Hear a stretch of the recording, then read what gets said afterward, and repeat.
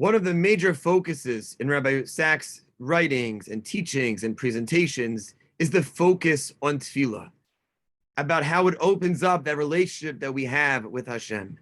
And as we're learning the insights of Rabbi Sachs into Tefillah, I would like to share a thought about Rabbi Sachs' approach to Tefillah overall, and Tefillah, why we are going through our davening, what are we supposed to connect with.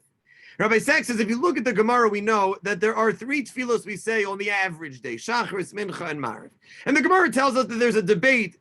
Do the tefillos, are they a reflection of the karbanos that were offered every single day in the Beis HaMikdash, or rather the Avos, Avram, Yitzchak, and Yaakov establishing them? Rabbi Sachs says that if you look at the Gemara, you find something fascinating.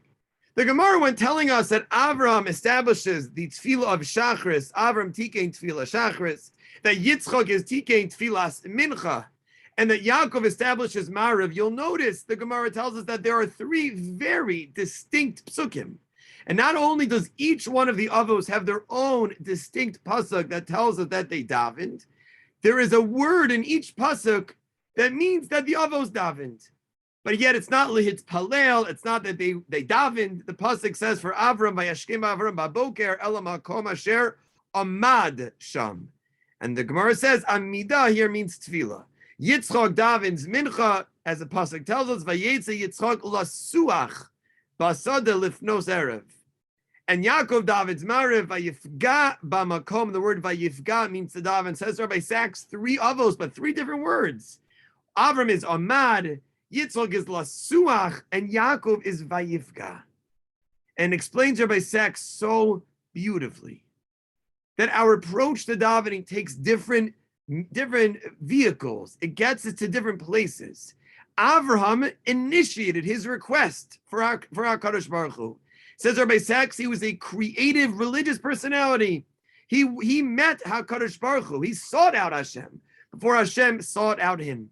Sometimes we are like that in Tefillah. We have something we want to discuss, talk about, initiate a big challenge, an opportunity, somebody who is sick, and we reach out to the Ribbono Shel Olam. We initiate that conversation. That is Amad. That is Avram standing up, Avram initiating that Tefillah. But Yitzchak is Lasuach, because when we daven, we have a conversation. Explains Rabbi Sachs as he writes, there are two parties to a dialogue, one who speaks and one who listens. And having listened, responds. When I daven, it's lasuach, it's a conversation.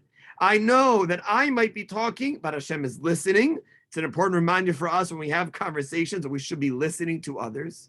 And that Hashem is responding. I have to find how he responds, but he is responding. He's listening and responding.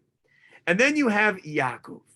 Yaakov vayivga, because Yaakov wasn't thinking about davening. He goes to sleep.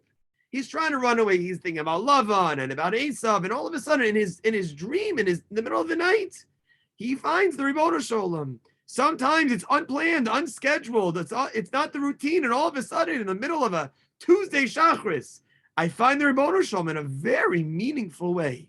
That's vayivga, and it could be that's why Mariv, according to the one opinion, the Gemara is a reshus. It's something that's not obligated in a certain sense, although today that it is, because you can't license, you can't just require that it happens on its own.